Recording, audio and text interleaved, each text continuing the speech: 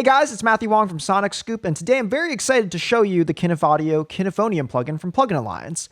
Now, we talked a bit about an overview of the plugin earlier, and what I want to focus on today is making bass sounds using the Knifonium. There's a lot of really cool features related to the analog saturation you can get out of this plugin that a lot of other synths don't have, and I think it really helps in making a very driving bass sound. So let's dive right in and take a look at how the Knifonium could be very useful for making a bass sound that drives your tracks. Here we are in a initialized Knifonium instance. I'm just going to play a note so you can hear it. Now, if we're making a bass, I want to introduce a lower sound, so I'll introduce VCO2. So we have this, and drop VCO2 down by an octave. The sound is still pretty high, so I'd probably want to drop my keyboard pitch down an octave.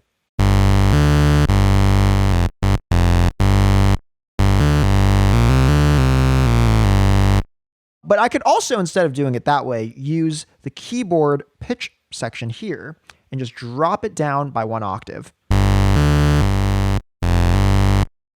Gets the same thing done.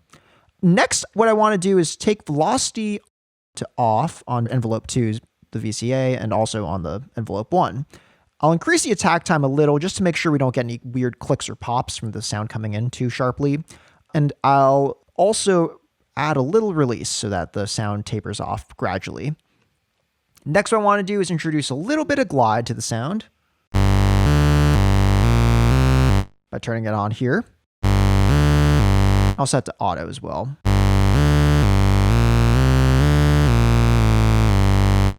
The sound's pretty aggressive, so I think I'm going to have to play with the filter and tame some of those high frequencies. So I'm just going to play around and move the frequency knob here.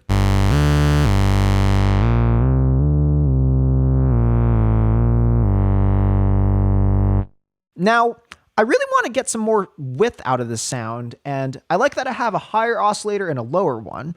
Generally, I like to even keep my bass frequencies mono, so sometimes when I'm mastering, I'll put a plugin on that will take everything below, let's say, 80 hertz and just put it in mono and really focus our bass, and then keep the higher parts of the bass sound wide and spread out so it fills up the track.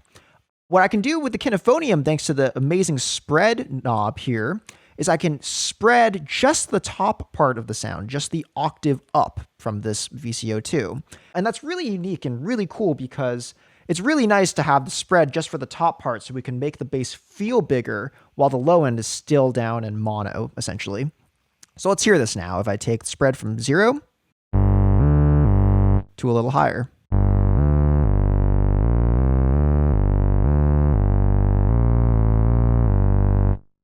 You'll really hear that in headphones, as well as speakers that are properly set and the like. Now, let's also go in and try to mess with the drive. So an interesting feature of Knifonium is you have a master volume knob here, but you also have output up here. Now, the great thing with the master volume here is that I can really crank this and hear how the different amp modes and the different tube sections sound. For instance, let's crank the master volume up to 11, and it does go to 11. And let's take the output in the top right section here down by about 8.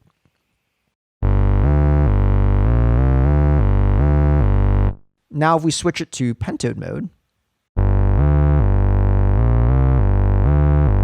and then saturated. Let's hear them all again.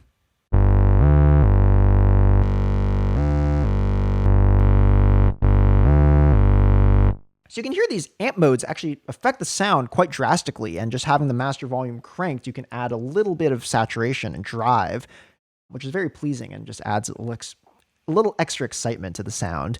In this case, I kind of like that the saturated mode has this extra bit of grit at the top end.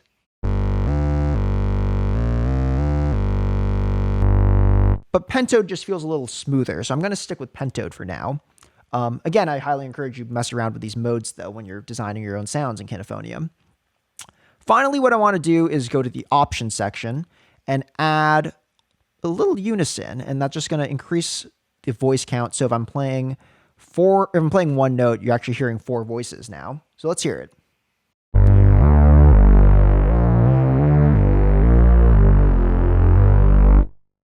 the sound's a lot bigger and wider and just feels like it has some bottom in it. One thing to note, though, is that if you don't need to use unison mode or multiple voices, I'd stay away from it because it does take up a lot of CPU. And in a lot of cases, there's other things you can do. In fact, I'm going to show you another approach to get a similar type of sound without increasing the voice count, because the more voices you have, the more demanding Knifonium is going to be on your computer. Just be careful of that. So this is the sound with unison. Nice and wide, but let's take unison mode off for a bit and let's try recreating that type of sound using just chorus, which is an effect up here.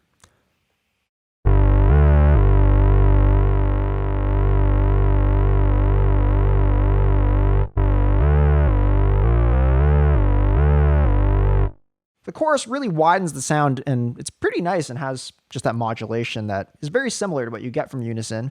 I will say it's a little quieter, and also it's not the same exact effect. You're just introducing a little bit of that wide stereo image that you can get. So play around with those two different types of options, using unison versus using chorus. You could also use the flanger, or even the phaser too, to just add a little extra stereo spread to the sound. I hope you enjoyed this look at how to make a bass sound in the Knifonium. If you enjoyed this, I encourage you to go to the Plugin Alliance website and download a 14-day trial of the Knifonium for free. Till then, I've been Matthew Wang. Thank you so much for sticking around, and hope to see you on the next video. Bye.